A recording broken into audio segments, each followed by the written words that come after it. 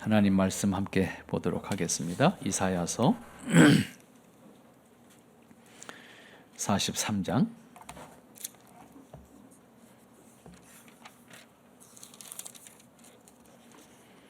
7절 말씀입니다.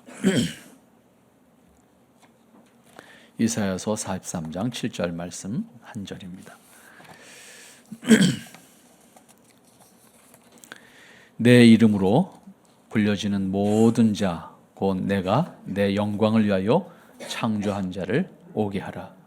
그를 내가 지었고 그를 내가 만들었나니라. 아멘. 잠시 기도합니다. 하나님, 은혜를 통해서 저희들이 부름을 받았습니다. 세상 가운데에서 많은 사람이 있지만 주님의 부름을 받아 한자리에 모일 수 있도록 인도하시니 감사합니다. 하나님, 이 시간 하나님 말씀 우리의 마음 가운데 담기를 원합니다. 주님 역사하시고 주님 축복하실 때 주님의 역사가 하나님께서 허락하시는 은혜로 나타나게 하시고 더 큰 영광의 역사를 통해서 응답하는 기쁨과 하나님 허락하신 영광의 자리에 동참할 수 있는 저희들 다 되게 하옵소서. 하나님 친히 주장하시기를 소망합니다. 예수님의 이름으로 기도하옵나이다. 아멘. 참 세상에 우리가 걱정하는 일들 눈 뜨면 우리 앞에 다가오는 것은 그런 것 같습니다. 순간 기쁨이라고 하는 것은 지나가고 어떻게 보면 우리의 생각 속에 우리가 느껴지는 것들은 수많은 질병, 사건, 사고, 또 비가 와서 걱정이고 안 와서 걱정이고 그냥 눈 뜨면 그저 근심과 걱정이 우리를 지배하는 것 같습니다. 그리고 그것은 사실입니다. 그런데 그 요인이 어디 있을까라고 하는 거예요. 우리는 그 요인을 아담의 타락에서 성경은 분명히 말하고 있습니다. 다시 말하면 아담의 타락과 함께 인간에게 주어진 형벌의 상태를 사는 겁니다. 오늘 우리가 이 땅의 삶을 이렇게 이제 생각하게 되면 버거워질 수 있어요. 버거워질 수 있는데 한편엔 그 버거워지는 마음과 동시에 자유를 확인할 수 있어야 돼요. 우리가 이 땅에서 어떻게 발버둥 쳐도 죽음을 향하고 있습니다. 분명한 사실이고요. 아무리 오늘 건강해도요, 내일 아플 수 있습니다. 그리고 비가 안 와서 비가 와서 모두가 걱정일 수밖에 없는 것이 우리의 현실입니다. 이것이 무엇인가 하면 하나님께서 아담 이후에 허락되어진, 다시 말하면 아담 이후에 인간의 타락으로 말미암아 인간에게 주어진 형벌의 상태에서 은혜를 사는 겁니다. 우리의 현재의 모습이 은혜를 사는 거예요. 그러므로 우리가 하나님 앞에 선다는 것, 내가 오늘 하나님을 바라볼 수 있다는 것, 내가 오늘 건강하다는 것 모두가 은혜인 거예요. 그 외에는 우리가 고백할 수 있는 것이 아무것도 없어요. 만일에 그때 그냥 하나님께서 나 이제 몰라, 그러면 그냥 우리는 끝인 거예요. 우리는 더 이상 어떤 소망도 가질 수 없는 것인데 우리는 눈을 뜨면 소망을 갖습니다. 이것은 하나님의 은혜로 지금 내가 있다라고 하는 의미가 되는 것입니다. 거기에다가 사람들의 마음이 완악해졌습니다. 그 완악해졌다라고 하는 것은 하나님을 잊어버렸다는 의미에서 출발합니다. 하나님을 잊어버림으로 말미암아 인간의 마음이 이기적으로 완악해졌어요. 그래서 본성적으로 하나님을 대적하는 성품을 가집니다. 인간은 본성에 이게 하나님을 대적하는 것이 하나님을 두려움으로 멀리 떠나는 것이거든요. 그래서 본성적으로 하나님을 대적하는 성품을 가질 수밖에 없고 그러다 보니까 스스로 하나님 앞에 나아갈 수가 없어요. 본능이에요. 모든 사람이 가지는 본능이에요. 그런데 다른 신을 말하면 그렇게 대적하지 않아요. 이게 뭐냐라고 하는 거예요. 하나님을 말하면 대적하는 마음을 가지는데 다른 신을 말하면 대적하는 마음을 갖지 않습니다. 왜? 같은 부류라는 의미입니다. 타락한 본성은 악에 속한 것을 기뻐하기 때문에 그렇다 그런 말입니다. 동료의식을 느끼는 거예요.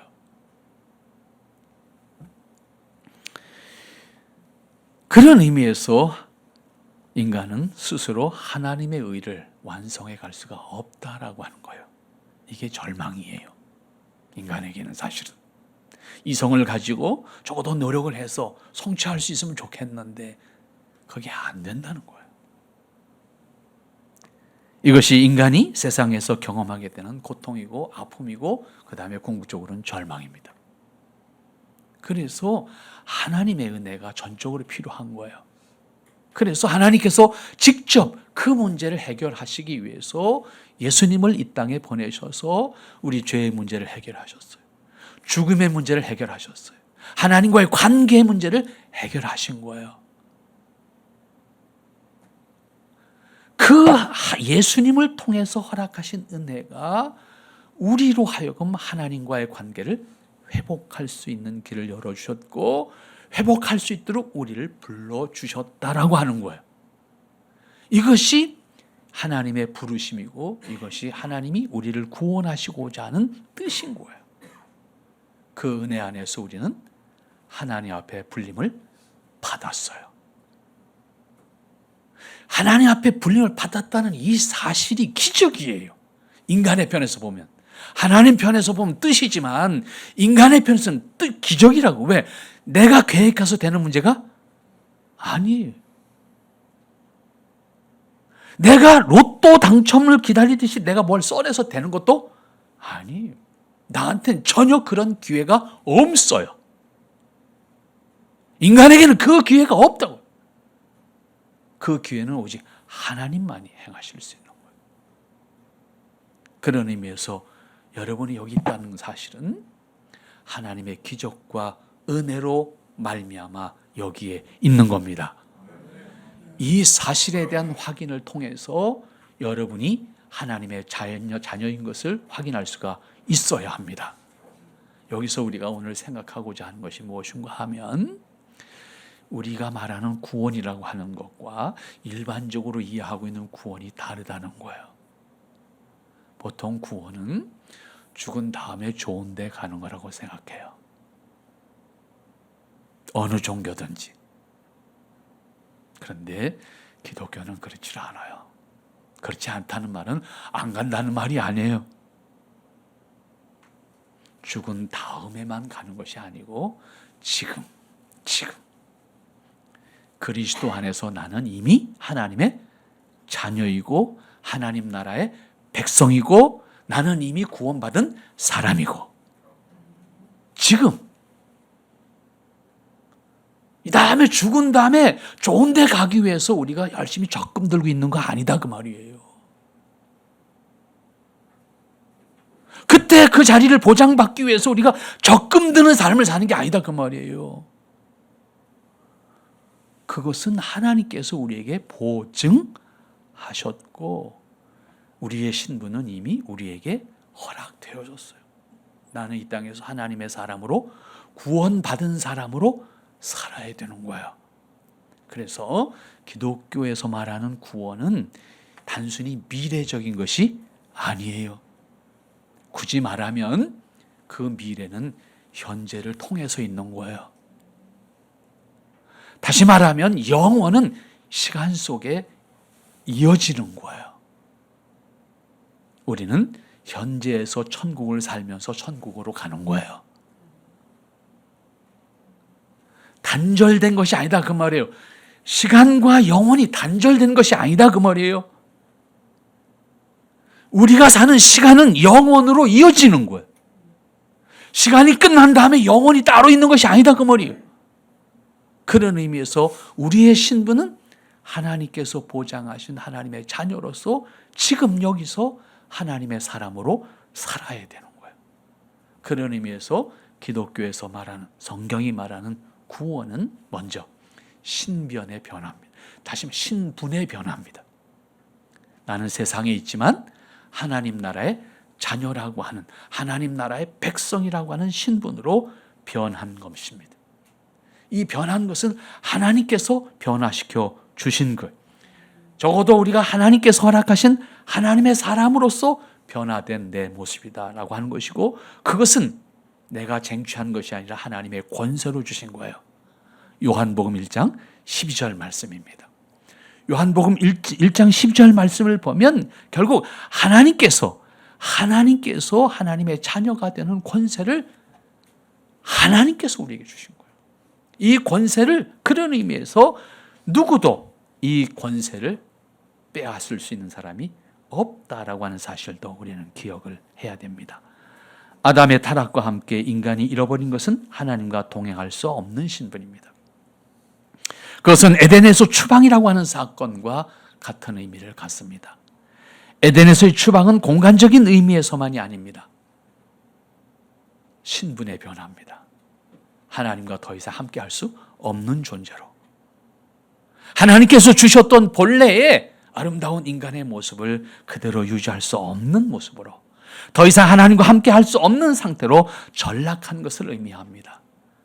그때부터 인간은 하나님과 함께하는 것 자체를 두렵기 때문에 기쁨의 대상이 아니라 하나님을 두려움의 대상, 기피 대상으로 생각하게 됩니다.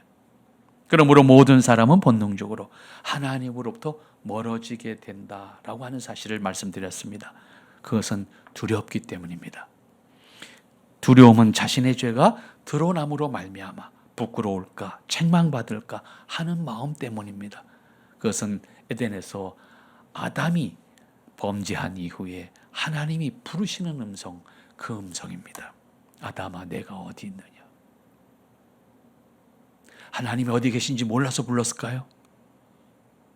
나와라, 그 말입니다. 너 숨었지 않냐? 나와라.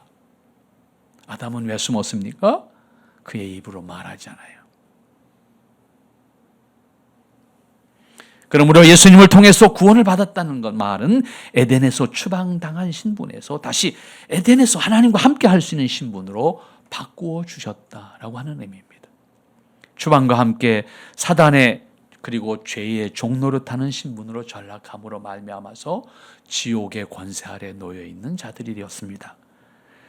그렇지만은 예수님을 통해서 구원받았다고 하는 것은 다시 하나님의 자녀, 하나님의 백성이라고 하는 신분을 회복시켜 주셨다라고 하는, 하나님께서 아담을 지으시고 기뻐하셨던 것처럼 하나님께서 기뻐하는 자녀로 우리를 다시 회복시켜 주셨다는 것입니다. 그런 의미에서 예수님을 믿은 다음 가장 먼저 변화된 것을 우리가 확인해야 될 것은 내 신분이 본래 하나님이 나를 기뻐하셨던 그 신분으로, 하나님과 교통할 수 있는 그 신분으로 나를 회복시켜 주셨다라고 하는 사실에 대한 확인이 있어야 합니다.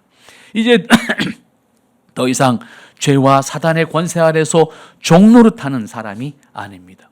하나님의 자녀와 백성으로서 당당한 신분을 가지게 되었다라고 하는 내 자신의 신분의식을 분명히 가질 수가 있어야 됩니다. 그런데 이 신분은 하나님의 권세로 선언하여 주신 선물이라고 하는 사실도 우리는 분명히 기억을 해야 합니다.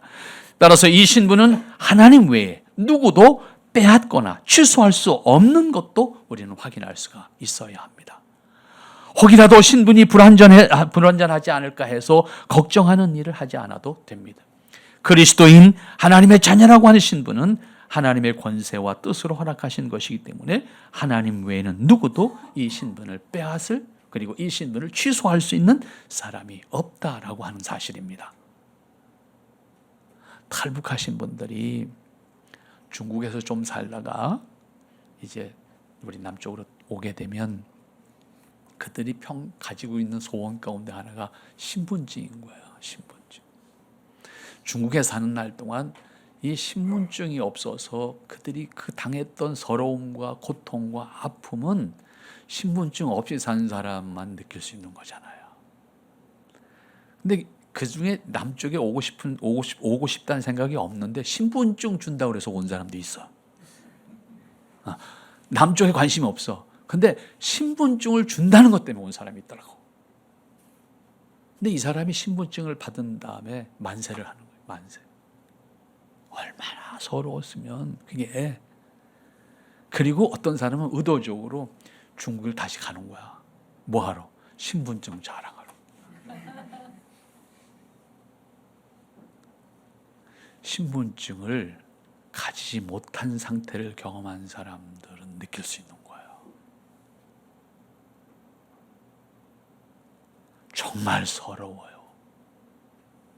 저는 간접적으로 좀 경험했어요. 일본에 있을 때. 그 당시에 우리나라 사람들이 일본 가는 게 지금 저 제3세계에서 우리나라 일하러 오는 사람들 좀 취급받을 때입니다. 일본에서. 그런데 학생 비자 갖고 와서 공부 안 하고 일하는 애들이잖아요. 다.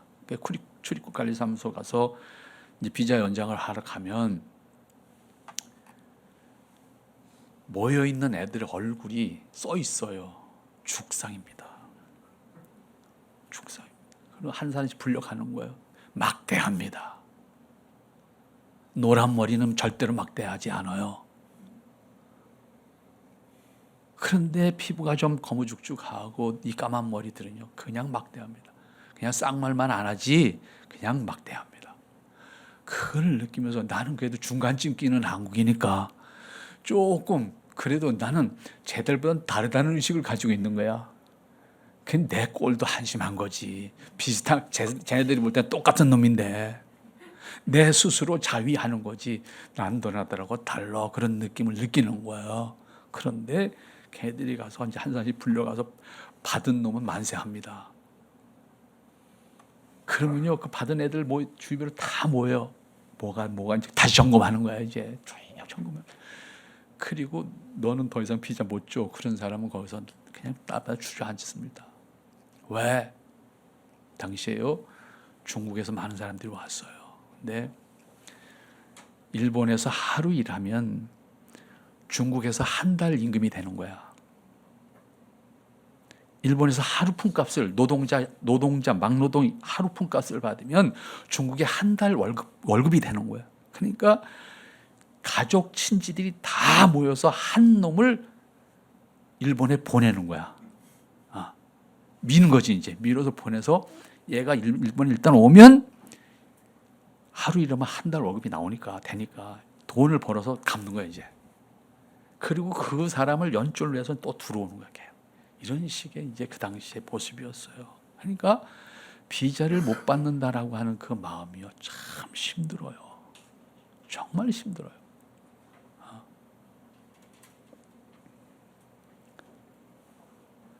그렇다고 하면 오늘 우리는 하나님 나라의 비자를 가지고 있는 사람들이잖아요. 근데 그 비자는 내가 신청해서 받을 수 있는 게 아니라는 데 문제가 있어요. 그 비자를 하나님 주셨다고. 이 비자를 들고 자랑할 수 있어야 되는 나의 모습인데 내가 그런가? 라고 하는 것, 첫째 질문을 우리 스스로 해야 될 것이고, 그 다음에 그 탈북민들이 비자를 들고 가서 중국에서 자랑할 때 나중에 깨닫게 되는 거야. 비자는 들은데 내가 아직 한국 사람이 아니야. 왜? 말하는 거나 행동하는 거나 뭘 하는 게 중국 사람들이 볼 때 넌 조선놈이야. 이렇게 되는 거야. 그걸 나중에 깨달았다는 거예요. 내가 얼마나 경거망동한 짓을 가서 또 했는가, 이걸 반성하게 되는 거예요. 우리가 하나님 나라의 비자를 가진 것만 갖고 떠들면 그 꼴이 되는 거예요. 세상 사람들이 볼 때 네가 예수 믿는 사람이냐? 오히려 비아냥의 대상이 되는 거죠. 적어도 우리가 하나님 나라의 비자를 받은 사람이라고 분명히 생각한다면 적어도 그 격에 맞는 사람이 되죠. 그 비자를 들고 있는 사람으로서 하나님 나라의 수준에 맞는 사람이 돼야 되겠지요. 신분에 대한 확인이에요. 적어도 내가 하나님의 자녀로서 이때 어떻게 말할까? 이때 어떻게 감정 표현을 할까? 적어도 내 신분에 맞는 내가 되도록 하는 내 자신의 모습이 돼야 된다. 그런 말이 되겠지요. 결국 구원받은 사람의 입장에서 그 신분에 대한 확인과 함께 자신이 에덴에서 하나님과 동행하는 사람으로 살기를 기뻐해야 되는 것이고, 먼저 자신의 신분에 대한 자랑스러움이 있어야 할 것이고, 동시에 그 신분에 합당한 나의 모습이 되야 될 겁니다. 하나님의 자녀가 되었다는, 동시에 사단의 종의 신분에서 자유를 얻었다고 하는 기쁨이 동시에 우리에게 있어야 할 것이고, 당연히 죄로부터 멀어져야 하고 반대로 하나님께 가까이 다가가는 사람이 되어야 할 겁니다.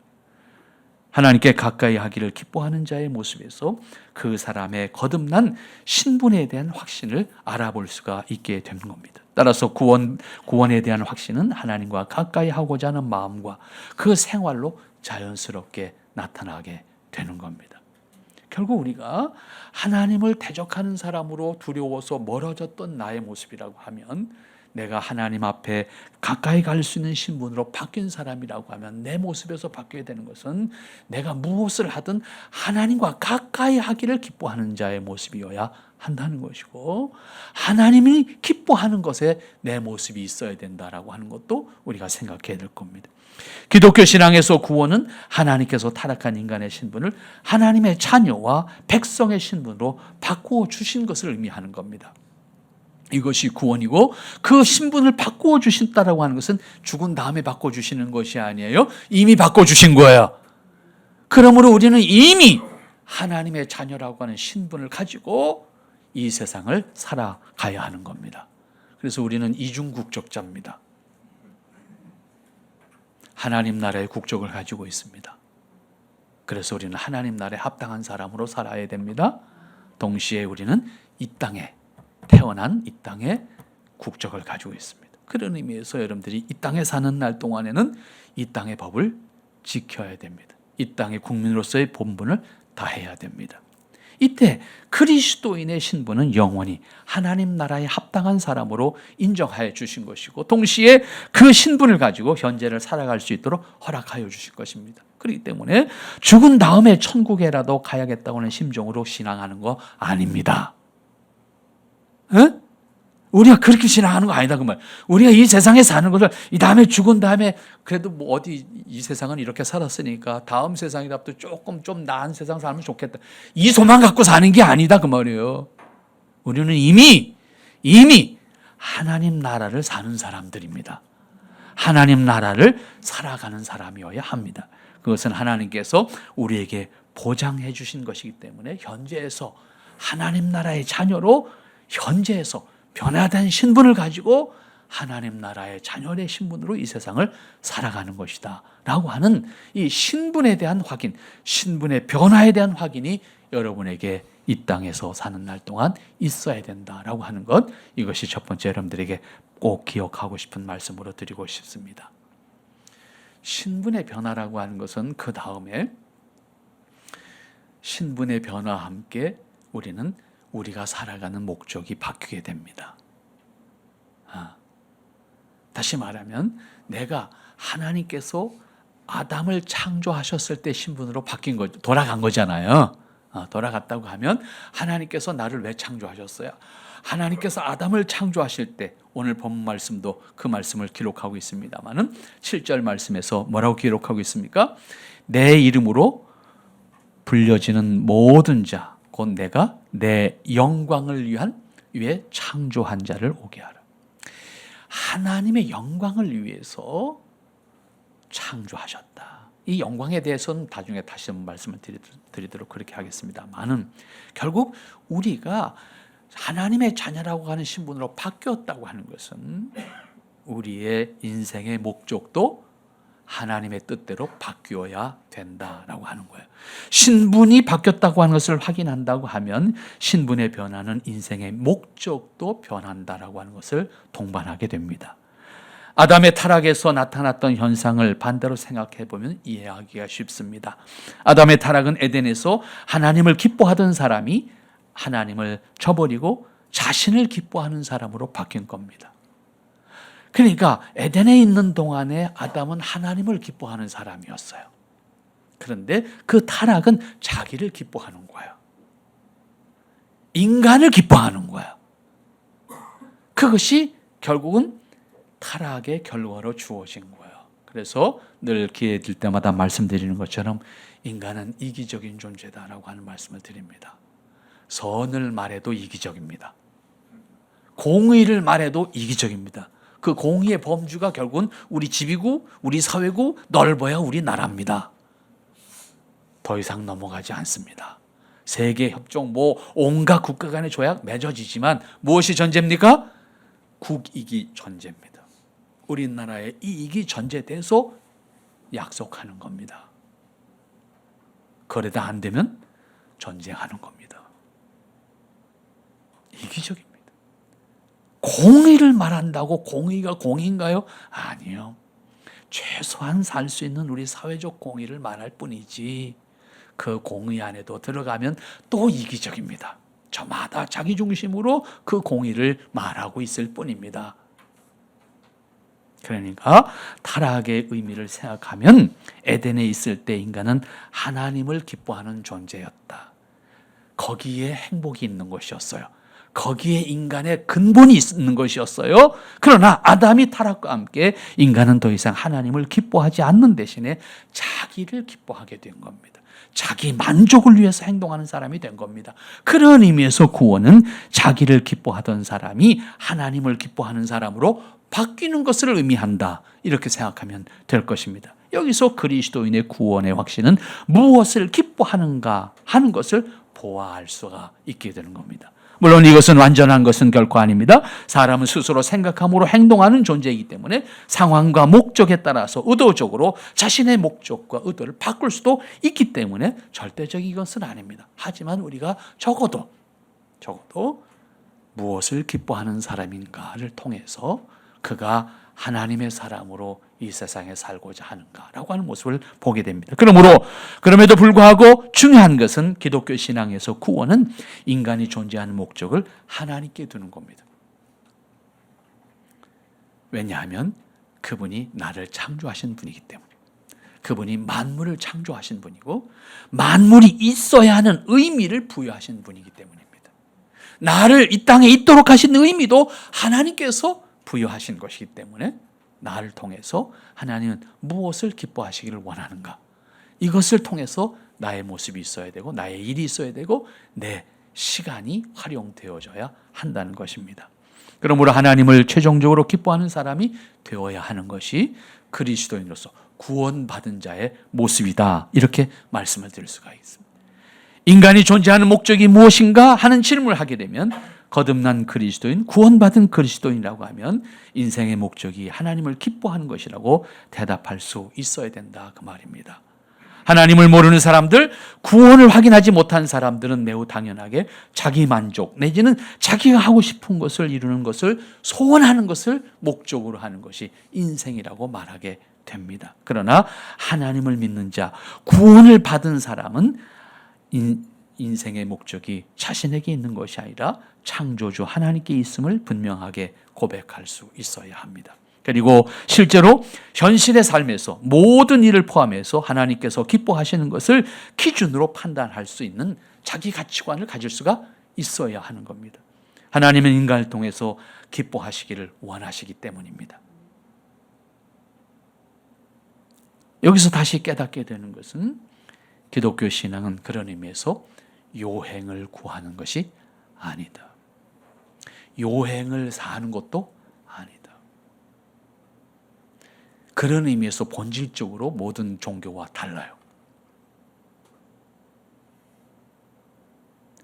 기독교는 어느 구석에도 요행을 구하는 것이 없습니다. 요행을 살라고 말씀하는 것도 없습니다. 기독교 신앙은 하나님의 뜻을 사는 겁니다. 그리고 그 뜻을 기뻐하는 겁니다. 전적으로 하나님을 기뻐하는 것을 목적으로 생각하고 행동하는 것을 선택할 수 있는 것이 그리스도인의 삶입니다. 그렇게 매 순간을 응답할 때 자신을 통해서 드러나는 것은 하나님의 기뻐하심이고 하나님의 영광입니다. 또한 이것을 조금 다르게 표현하면 자기 중심의 생활에서 하나님 중심의 생활로 바꿔야 하고, 언제나 하나님께서 기뻐하시는 것을 같이 기뻐할 수 있는 사람. 근데 우리는 보통 그러죠. 내가 기뻐하는 걸 하나님 좀 기뻐해 주세요. 보통 우리가 기도하는, 그렇게 기도하는 거예요, 사실은요. 내가 하고 싶은 거 하나님 좀 도와주세요. 이게 바뀌지 않으면요, 이룰 때는 하나님 찾는데 이루어진다면 하나님 잊어버립니다. 이거 역시 사람의 본능입니다. 그래서 우리 말에도 있잖아요. 물에 빠지면 건조하니까 못 찾는다고. 저기 보따리 찾는다고 그러잖아요. 그 사람이 나쁜 사람이 아니에요. 우리 모두가 그래요, 다 사실은요. 내가 필요할 때는 하나님 찾지만 충족된 다음에는 하나님 잃어버려요. 의도적으로 잊어버리려고 노력 안 해도 그냥 잊어버려요. 하나님을 믿기 전에는 철저하게 자기 중심으로 생각하고 판단했다고 하면 구원받음을 고백한 사람 다음부터는 철저하게 하나님 중심으로 생각할 줄 아는 사람이어야 합니다. 오늘 시편 85편 6절 말씀, 7절 말씀 여러분들 한번 보시기 바랍니다. 주께서 우리를 다시 살리사 주의 백성이 주를 기뻐하도록 하시지 아니하시겠나이까. 여호와여 주의 인자하심을 우리에게 보여주시며 주의 구원을 우리에게 주소서. 7절 말씀을 먼저 생각하고 6절 말씀으로 한번 가세요. 내게 구원을 주셔야 되는 이유가 주의 백성이 주를 기뻐하도록 그렇게 하시지 않겠습니까? 그것이 하나님께서 우리에게 허락하시는 것 아닙니까? 시기 때문에 이렇게 표현하고 있습니다만은 이것은 하나님께서 우리를 구원하신 목적이 다른 데 있지 아니하고 구원받은 자들에게 하나님을 기뻐하게 하셨다는 반문입니다. 그런데 이것은 사실 하나님의 창조 목적과 다시 일치하는 것입니다. 그런 의미에서 굳이 표현하자면 구원받은 사람들이 하나님을 기뻐하는 자가 된다는 것은 하나님께서 인간을 창조하셨을 때 인간에게 주신 목적과 같은 겁니다. 따라서 새로운 결과를 말하는 것이 아닙니다. 이것도 역시 아담이 타락과 함께 잃어버렸던 것을 다시 회복하는 것임을 알 수가 있습니다. 그리스도인에게 구원은 아담이 에덴에서 잃어버렸던 인간의 존재하는 목적을 다시 회복할 수 있게 된 것을 의미하는 겁니다. 그것은 인간이 존재해야 되는 목적이면서 동시에 영원한 하나님 나라에서도 변함없는 가치라고 하는 사실을 생각하게 하는 겁니다. 하나님 나라에서도 변함이 없는 것이 하나 있는데 하나님을 기뻐하는 거예요. 그리고 그 안에서 인간이 행복한 거예요. 하나님을 기뻐한다고 하니까 종교적인 행위를 통해서 나타나는 것, 어떤 현상으로만 생각하는데 그게 아니에요. 그냥 하나님이 기쁜 거예요. 다시 말하면 기쁨의 가치고 기쁨의 근원이고 기쁨의 목적이에요. 하나님이. 그런 의미에서 우리는 하나님을 자연스럽게 기뻐함으로 행동할 줄 아는 사람. 하나님은 그러한 우리를 보고 기뻐하시겠다 하셨어요.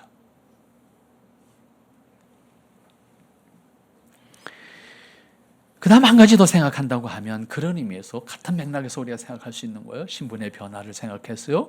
신분의 변화가 있다고 하면 살아가는 목적, 인생의 목적이 하나님을 기뻐하는 것으로 바뀌어야 됨을 말씀드렸어요. 그런데 이것이 아까 처음에 말씀드렸어요. 죽은 다음이 아니고 현재에서.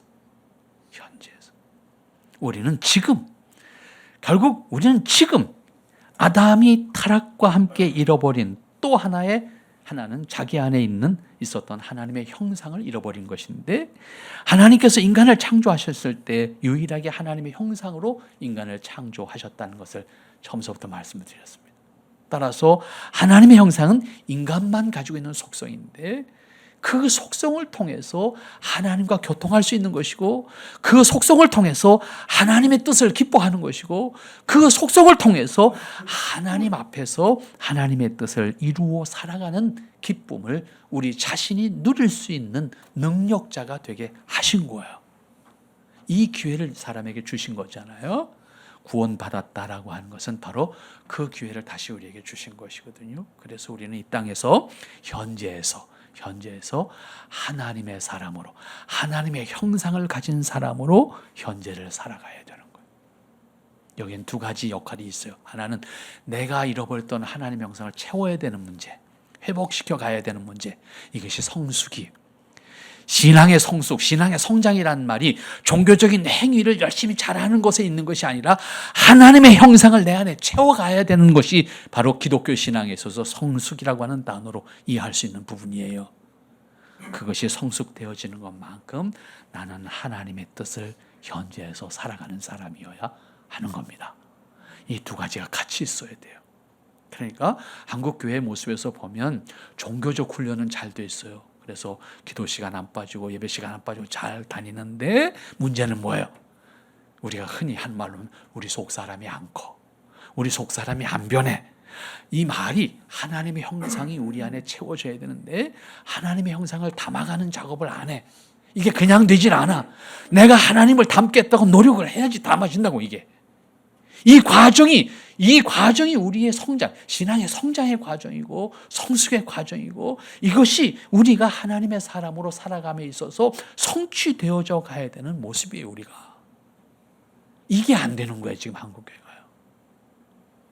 하나님을 알도록 노력해야 되고 아는 것만큼 하나님 앞에서 내 자신이 하나님 앞에 이야기할 수 있는 하나님의 마음을 공유할 수 있고 뜻을 공유할 수 있고 하나님의 생각을 공유할 수 있고 하나님의 마음도 품을 수 있는 모습이 되어야 된다고요. 여러분, 저는 참 부러운 것이 있어요. 그 뭐냐면 이제 시간이 다 지나가서 그 부러움이 이제는 잊혀진 것이 됐습니다만 그러나 여전히 저는 부러움이 있습니다. 그게 뭐냐면 참 좋은 선생님을 만났으면 참 좋았을 텐데 그게 제 평생 지금까지 아쉬움이에요, 사실은. 왜? 초등학교 때 선생님도 주태백 선생님이셨어요. 그래서 결국 술로 돌아가셨고 중학교 때 선생님도 주태백 선생님이었어요. 그래서 이분이 30 중반에 간경화로 돌아가셨다고. 고등학교 때 선생님도 주태백 선생님이셨어요. 얼마 전에 돌아가셨는데 내가 조금 어렸을 때 참 좋은 선생님을 만났다면 그 선생님을 내가 닮고자 열심히 노력했을 텐데 그런 게 이제 사실은 지나간 아쉬움인데 그렇다고 해서 그 선생님들이 나쁜 분들이 아니셨어요. 참 좋은 분들이셨어요, 인간적으로. 그래서 초등학교 때 선생님은 풍류를 즐기는 선생님이셔서 늘 술과 그림이셨어요. 그래서 늘 그분의 손에는 붓이 들려 있었어요. 그래서 늘 수묵화를 치시고 글을 쓰시고 술 한 잔을 얼큰하게. 제가 만나러 가면 꼭 술을 드시고 취해서 나오셔요. 그러니까 가까이 갈 수 없는 당신이 되는 거예요, 늘. 왜? 온갖 푸념만 듣다가 와야 되니까 내가 가서 교제하는 기쁨이 없잖아요, 나는. 그래서 결국은 끝내는 멀리 계셔서 돌아가시고 말았어요. 좀 더 가까이 하고 싶었는데 왜? 그분의 그 나름의 삶의 모습이 있잖아요. 비록 하나님은 알지 못하셨지만 자신의 삶의 멋이 있잖아요. 그거 배우고 싶었어요. 제가 굉장히 배우고 싶었거든요. 근데 결국은 가까이 갈 수 없었어요. 중학교 선생님은 저를 참 아끼셨어요. 정말 지금 그분이 계시다 그러면 제가 그분을 업고 다녀야 될 만큼 사실은 저를 사랑해 주셨어요. 저 때문에 사모님하고 매일 싸웠어요. 왜 당신은 당신 아들은 안 사랑하고 얘만 사랑하냐고 맨날 싸우셨으니까. 근데 왜 그러셨는지는 이해가 안 돼요, 저도요. 근데 고등학교 1학년 때 돌아가셨어요. 내 중학교 졸업하자마자 돌아가셨으니까 그분하고 그 이상을 싸울 수 있는 인생을 싸울 수 있고 뭔가를 배울 수 있는 그 기회는 저에게 없었어요. 그저 저는 일방적으로 받은 사랑만 제 마음속에 남아 있습니다. 고등학교 때 선생님도 그러셨어요. 참 아끼셨어요. 그러나 참 술 외에는 그분이 즐기는 게 없었어요. 그래서 제가 대리운전이라는 게 생기기 전에는 제가 대리운전 기사였습니다. 대리운전 생긴 다음에 내가 자유를 얻었습니다. 늘 술로 사시니까 전화합니다. 밤중이고 오밤중이고 해서 전화합니다. 이 목사님 그러면 가야 됩니다. 왜? 그 같이 모인 친구들 다 술 친구들이니까 누구도 데려다 줄 사람이 없는 거야. 제일 만만한 거예요. 늘 그랬습니다. 그런데 참 배우고 싶은 것이 많았었는데 그분에게 배울 수 있는 것들 참 좋은 것들이 있었고 하지만 저에게 정말 발뒤꿈치라도 따라가고 싶은 선생님이 있었으면 참 좋았겠다. 그런 생각을 하게 되는 것이 좀 더 큰 다음에 그런 기회가 없어진 다음에 생각하게 되는 것인데, 오늘 우리는 과연 무엇을 우리 안에 채우고자 하고 있는가? 무엇을 우리 안에 채우고자 하고 있는가? 우리는 구원받은 사람입니다. 우리는 하나님의 형상으로 창조함을 받은 사람입니다. 우리 안에 하나님의 형상이 있어야 합니다. 이게 우리 목표예요. 그러면 우리는 하나님을 알아야 되잖아요. 그래야 그분을 내 안에 담을 거 아니에요. 그래야 그분을 닮아갈 거 아니에요. 감히 우리가 그분을 담는다는 표현은 가당치 않은 표현이지만, 하나님이 우리에게 하나님의 속성을 주셨으니까 그 속성을 우리 안에 채우는 작업을 해야 되는데, 이거를 우리가 노력하지 않아요.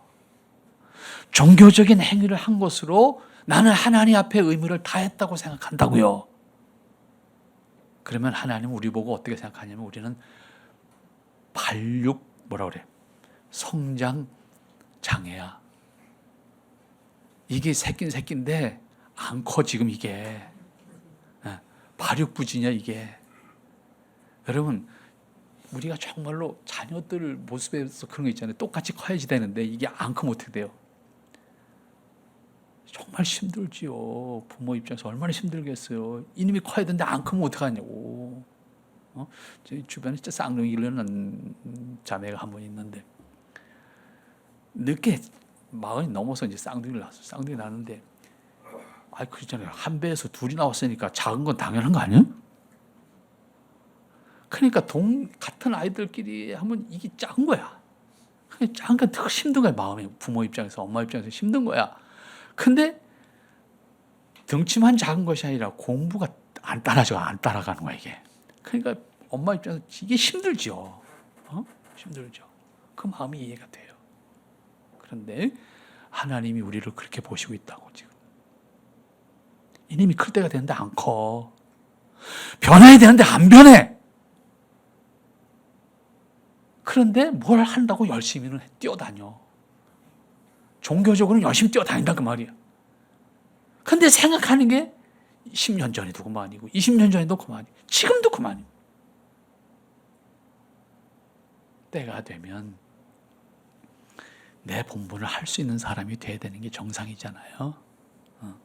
그리스도인의 성장은 사람끼리 경주해서 끝나는 거 아니에요. 하나님은 무한하신 분입니다. 그 무한하신 하나님을 이 유한한 내 안에 담는다고요? 불가능합니다. 그만큼 우리가 성장해야 되는 것은 무한입니다.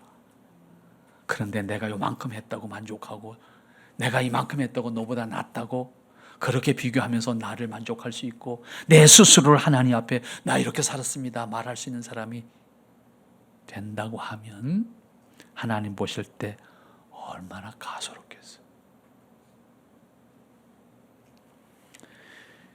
하나님께서 주신 하나님의 형상이라고 하는 속성 때문에 피조물 가운데 인간은 특별한 위치에 있는 겁니다.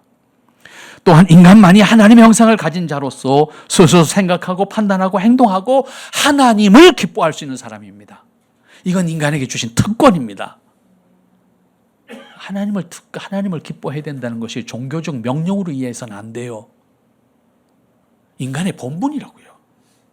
인간에게 주신 본분이고 인간에게 주신 기쁨의 핵심이 거기 있다고요. 그러나 아담의 타락과 함께 오히려 하나님을 대적하는 존재로 전락함으로써 악을 행하는 주인공이 되고 만 겁니다. 인간이 세상에서 일어나는 사건 사고들을 모두 타락한 인간의 이기적인 욕심을 채우기 위한 것에서부터 출발했다고 하는 사실을 우리는 인정할 수밖에 없습니다. 따라서 아담이 에덴에서 추방된 이후에 인간 세상에는 하루도 싸움이 없거나 사고가 없는 날이 없었습니다. 또한 사람들 간에 경쟁과 시기가 없는 날이 없었습니다.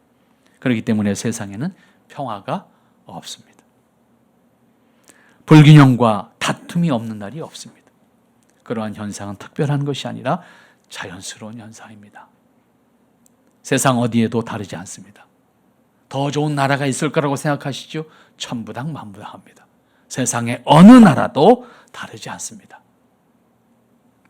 사람이 있는 곳에는 다툼과 경쟁과 시기와 미움과, 그것은 민족도, 그것은 언어도, 지역도 다 관계없습니다. 사람이 사는 곳에는 다 똑같습니다. 여기서 기독교의 구원의 의미를 생각할 수 있어야 됩니다. 잃어버린 하나님의 형상을 회복하는 것이다 라고 하는 것에서 우리는 다시 한번 하나님의 형상을 회복하는 사람으로 현재를 살아야 됩니다.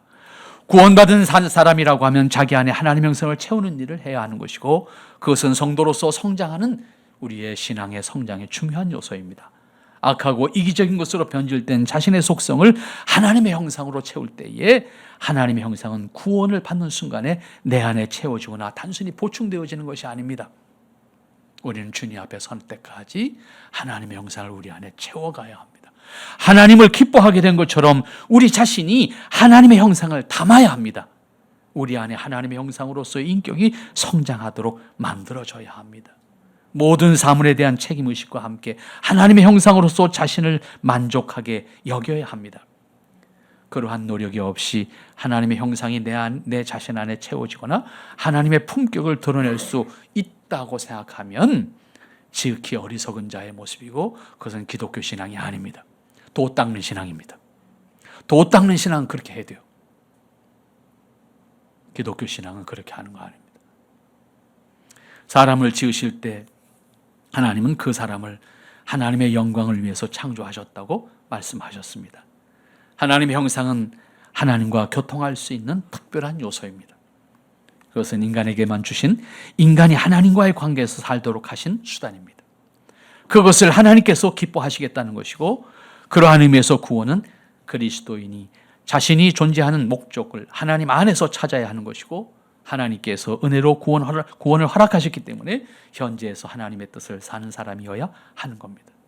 단순히 먼 미래 죽은 다음에 하나님 나라 가서 하나님과 함께 하기를 소원하는 것으로 끝나는 것이 아닙니다. 그리스도인의 구원은 현재적이어야 합니다. 그것은 하나님과 교통하면서 하나님께서 기뻐하시는 모습을 오늘 사는 겁니다.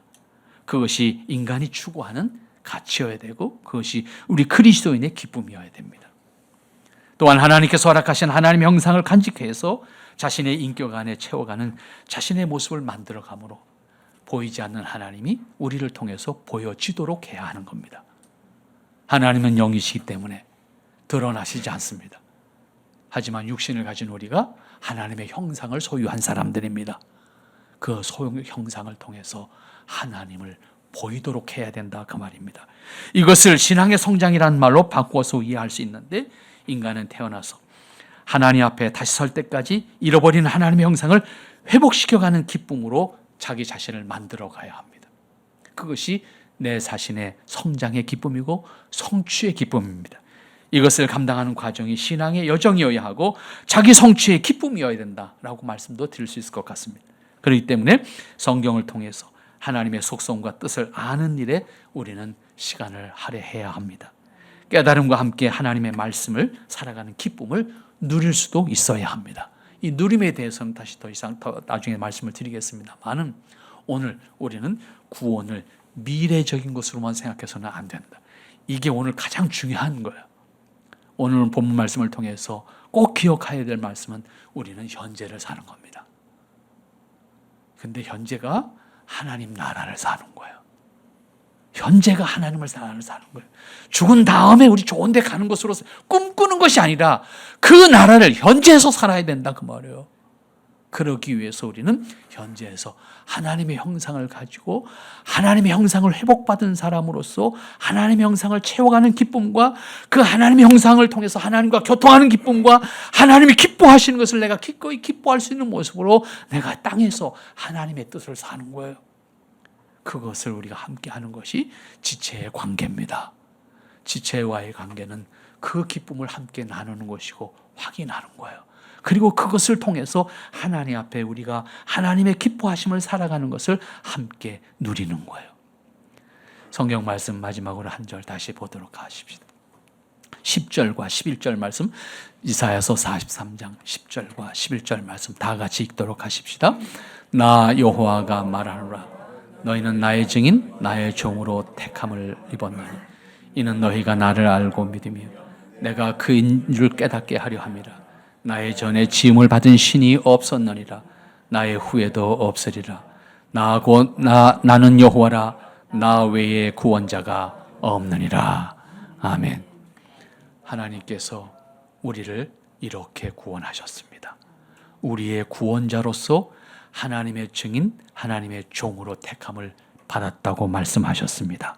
그러므로 우리는 하나님을 알고 하나님을 믿는 사람으로서 하나님이 기뻐하시는 것을 이 땅에서 살아가야 합니다. 그것이 구원받은 사람의 현재의 모습입니다. 그것을 우리가 기꺼이 함께하도록, 그것을 위해서 우리가 함께하는 지체들의 관계를 가지고 이 땅에서 서로 격려하는 겁니다. 우리는 경쟁하는 거 아닙니다. 신앙은 경쟁하는 거 아닙니다. 격려하는 겁니다. 그래서 서로가 격려하면서 하나님의 뜻을 우리 안에 공유하고 하나님의 뜻을 함께 나누고 하나님의 뜻을 조그마지만 이루어가는 기쁨을 우리가 서로 기뻐하는 거예요. 그 감격으로 사는 거예요. 그 감격을 늘 나눌 수 있는 우리 공동체가 될 수 있으면 참 좋겠습니다. 기도합니다. 거룩하신 아버지 하나님, 감사합니다. 참 부족한 저희들이지만 부르셔서 하나님의 뜻 가운데 우리를 세우셨고 인도하셨습니다. 주께서 허락하신 은혜 안에서 우리의 모습이 있기를 원합니다. 주님께서 인도하시는 선한 길, 주님께서 기뻐하시는 선한 은혜로 하나님의 뜻을 살아가는 기쁨을 함께 할 수 있는 우리 지체들이 다 되게 하옵소서. 예수님의 이름으로 기도하옵나이다. 결단의 기도 시간 잠시 갖습니다. 오늘 하나님 말씀 기억하면서 하나님 앞에 우리의 모습을 다시 세워갈 수 있기를 바랍니다.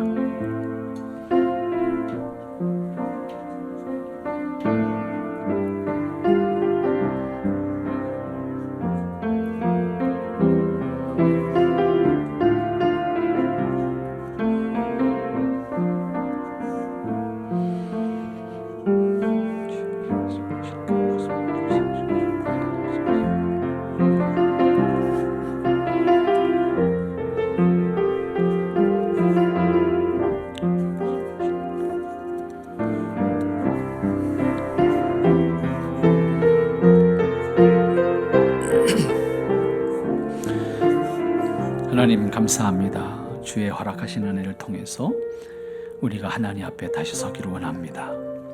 하나님께서 허락하신 신분을 가지고 구원받은 자로서 세상을 이기게 하옵소서. 지체들이 주님과 동행하기를 기뻐할 수 있도록 도우시고 주의 뜻을 살기를 함께하게 하옵소서. 예수님의 이름으로 기도하옵나이다. 아멘.